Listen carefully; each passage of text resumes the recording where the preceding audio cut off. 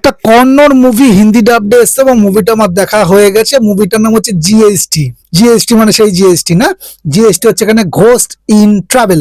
তো সৃজন লোকেশ পরিচালিত এই মুভিটা। সৃজন লোকেশকে তারা চিনবে যারা মাজা টকিজ দেখেছেন, তো তাদের কাছে সৃজন লোকেশ একটা পরিচিত মুখ, এবং সেই মজা টুকু যারা দেখেছেন তাদের জন্য কিন্তু এই মুভিটা একটা পরিচিত স্বাদেরই হতে চলেছে। তো কথা হচ্ছে জিএসটি মুভিটাকে নিয়ে। তার আগে ইন্ট্রোটা দিয়ে নিই, দিস ইজ যিশু আর তোমরা আছে চলো রিভিউ করি চ্যানেলে। তোমাদের সকলকে স্বাগত, যারা এখনো পর্যন্ত আমার চ্যানেলটাকে সাবস্ক্রাইব করেনি প্লিজ চ্যানেলটাকে সাবস্ক্রাইব করে পাশে থাকো, আর বেল আইকনটা প্রেস করে দিতে ভুলো না, যাতে করে কোনো রিভিউ আমার মিস না যায়, সবার আগে তোমার কাছে নোটিফিকেশন চলে আসে। তো জিএসটি মুভিটা আমার কেমন লাগলো? তো পরিচালক যেটা আমি প্রথমেই বললাম, পরিচালক এবং প্রধান চরিত্রে তিনি আছেন, তার নাম সৃজন লোকেশ। এছাড়াও অভিনয়ে আছেন আরো অনেকে, যেমন রজনী ভরদ্বাজ আছে, গিরিজা লোকেশ আছে, বিনোদ গব্বরগালা আছে, শ্রুত লোকনাথ এবং আরো অনেকে বলতে পারো। এই মুভির জনরা হচ্ছে হরর কমেডি ড্রামা।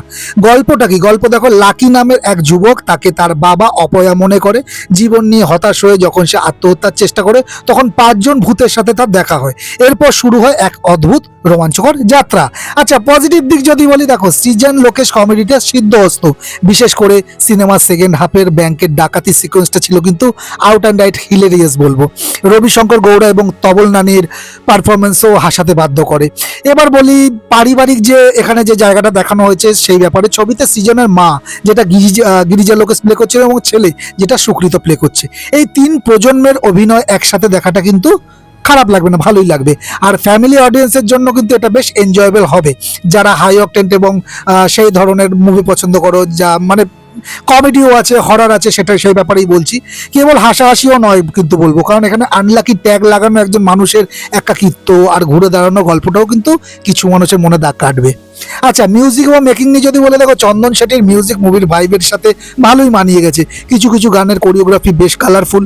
আচ্ছা, নেগেটিভ ইস্যু এবার আসবো। দেখো গল্পের প্লট অনেকটা পুরনো চাল ভাতে বাড়ার মতো। একজন মানুষ আর কিছু ভালো আত্মার সাহায্য নেওয়ার থিমটা আমরা অনেক সিনেমাতে কিন্তু আগেও দেখেছি, তাই সেক্ষেত্রে নতুনত্ব কিছুটা কম আছে।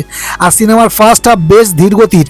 চরিত্রগুলো ব্যাক স্টোরি সেট করতে গিয়ে পরিচালক অনেকটা সময় নিয়ে ফেলেছেন, যা মাঝে মধ্যে কিন্তু আমার বোর ফিল করছিল। আচ্ছা, এই মুভির কিন্তু কিছু কিছু জায়গায় তোমার লজিকের অভাব। দেখো হরর কমেডিতে লজিকের অভাব থাকবে, সেটা ঠিক আছে, কিন্তু হরর কমেডি হলেও কিছু কিছু জায়গায় লজিকের একদম ছুঁড়ে ফেলে দেওয়া হয়েছে লজিককে। ধরো ভূতেদের ফিজিক্যাল ইন্টারকানেকশন বা তাদের ক্ষমতার ব্যবহার মাঝে মাঝে অসামঞ্জস্যপূর্ণ মনে হতে পারে। আচ্ছা, আরও একটা ব্যাপার যে সিনেমাটা বড় পর্দার চেয়ে সৃজনের টিভি শো মাজা টকিসের একটা এক্সটেন্ডেড ভার্সন মনে হচ্ছিল। সিনেমাটা গ্র্যান্ডনেস কিছুটা কম ছিল, তাই একটা টেলিভিশন ভাইব কিন্তু একটা দিচ্ছিল। আমি ফাইনাল ভার্ডিক্ট যদি জিএসটি গোস্ট ইন ট্রাভেলকে দিই, কোনো মাস্টারপিস এটা তো নয়, কিন্তু এটা একটা ক্লিন মানে ফ্যামিলি এন্টারটেনার বলবো। তুমি যদি অনেক মাথা না ঘামিয়ে একটু হাসতে চাও, একটু ইমোশনাল ড্রামা পছন্দ করো, তাহলে এই কুণ্ড মুভিটা দেখে নিতে পারো। আমি মুভিটাকে 3 আউট অফ 5 রেটিং দেবো। মুভিটা ওই তুমি হাসতে হাসতে মানে বলতে মানে হাসি আছে, ভয় আছে, ভয় কিছুই নেই, ঠিক আছে, পুরোটাই হাসির খোরাক। তো আত্মাগুলো তো ভালো, তো সেক্ষেত্রে তার ভয়ের কোনো ব্যাপারই থাকছে না। এখন ব্যাপার হচ্ছে যে এই মুভিটা কিন্তু তারাই দেখবে যারা এই ধরনের মুভি পছন্দ করো। এর মধ্যে মাথা খাটানোর মতো তো কিছু নেই এবং কোনো এক্সপেকটেশনও রাখার মতো কিছু নয়।